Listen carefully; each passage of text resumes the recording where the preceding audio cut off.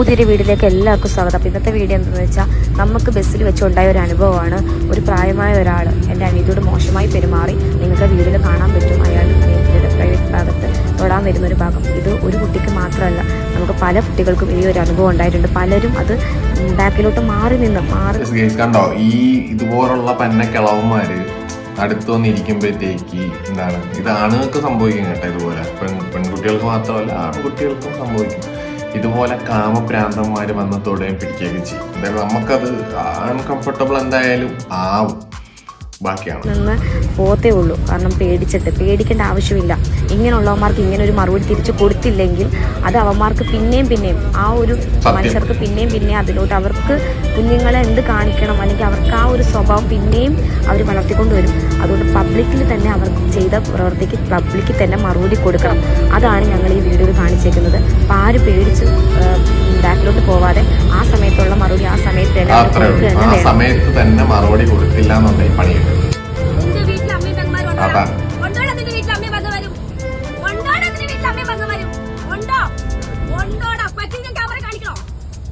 ആ പെങ്കൊച്ചിന്റെ ധൈര്യം അപാരം തന്നെ കേട്ടോ.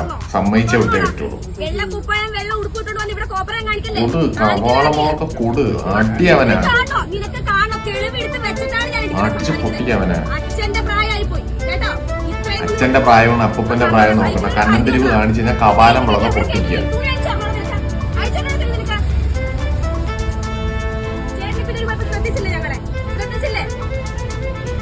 അല്ല, ഈ ബസ്സിനകത്ത് ആരുമില്ല. കുറെ അമ്മമാര് ഇരിപ്പുണ്ട്, പക്ഷെ ഒറ്റമാര് പോലും ഒന്നും പ്രതികരിക്കുന്നില്ലല്ലോ.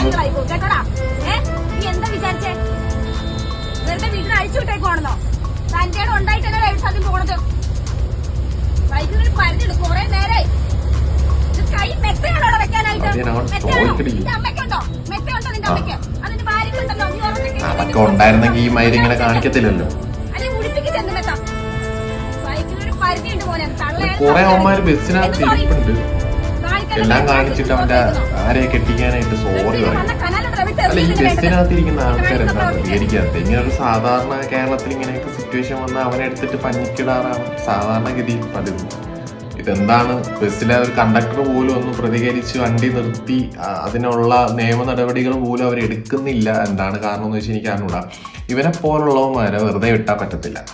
ഒന്നുകിൽ അന്നേരം തന്നെ ഇടിച്ച് അവനെ തുലയ്ക്കണം, ഇല്ലെങ്കിൽ നേരെ പോലീസിൽ ഏൽപ്പിക്കുക. ഇത് രണ്ടും ചെയ്യാതെ ഇങ്ങനെ ചുമ്മാ സംസാരിച്ചിട്ട് കാര്യമില്ല. പെൺകൊച്ച് അവിടെ നിന്ന് ഘോര പ്രസംഗിക്കുന്നുണ്ട്, പക്ഷെ എന്ത് പ്രയോജനം? അടുത്തിരിക്കുന്ന നാട്ടുകാർ ആരും ഒന്നും ഇടപെടുന്ന പോലും ഇല്ല. വീഡിയോയിൽ തെളിവുണ്ട്, അവൻ തൊടുന്നതിന്റെ തെളിവുണ്ട്. അപ്പോൾ ആ സത്യമല്ലാതല്ല ആ കൊച്ചു പ്രതികരിക്കുന്നത്. ചുമ്മാ ഷോ കാണിക്കാൻ വേണ്ടി പ്രതികരിക്കുന്ന കുറെ അലവലാതി പെൺപിള്ളേരും ഉണ്ട്. പക്ഷെ ഈ കൊച്ചു അങ്ങനെ അല്ല. കൊച്ചിന്റെ അനിയത്തെ പിടിക്കുന്നതുകൊണ്ടാണ് പ്രതികരിച്ചത്. പക്ഷെ അത് പ്രശ്നം എന്താണെന്നറിയോ, ആരും അങ്ങോട്ട് ആ കൊച്ചിനൊരു സപ്പോർട്ട് കൊടുക്കുന്നില്ല. ആ പെൺകുട്ടി ധൈര്യമായിട്ട് എണീറ്റ് പ്രതികരിച്ചിട്ടും അറ്റ്ലീസ്റ്റ് അതിലെ കണ്ടക്ടറോ ഡ്രൈവറോ വണ്ടി നിർത്തി അവൻ്റെ അടുത്ത് ചോദിച്ച് അതിനുള്ളൊരു നടപടികൾ എടുക്കുന്നില്ല എന്നുള്ളതാണ് ഇവിടുത്തെ വിഷയം. ഈ വീഡിയോ അവസാനം വരെ ഞാൻ കണ്ടു, അതിൽ അങ്ങനെ ഒരു നടപടി എടുത്തായിട്ട് ഞാൻ കണ്ടില്ല. ഇനി അങ്ങോട്ട് നടപടി എടുത്തിട്ടുണ്ടോ എന്ന് എനിക്ക് അറിഞ്ഞൂടാ. പക്ഷെ ഇങ്ങനെയുള്ളവന്മാരെ വെറുതെ വിടരുത്.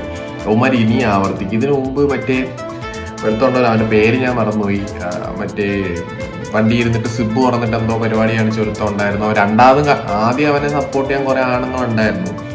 അതിനുശേഷം രണ്ടാമതും അവൻ അതേ കേസ് തൂക്കിയപ്പോഴത്തേക്കും മനസ്സിലായി. അപ്പൊ അതാ പറഞ്ഞത്, ഒരു പ്രാവശ്യം അവൻ അതിൻ്റെതായിട്ടുള്ള പണി അവന് കൊടുത്തു കഴിഞ്ഞാൽ പിന്നെ അവൻ മാക്സിമം അത് ചെയ്യാതിരിക്കാൻ നോക്കുമെന്നാണ് എൻ്റെ വിശ്വാസം. എനിക്ക് അറിഞ്ഞൂടാ ഇങ്ങനെയുള്ളവന്മാരെ മനസ്സെങ്ങനെയാണെന്ന് എനിക്ക് അറിഞ്ഞൂടാ.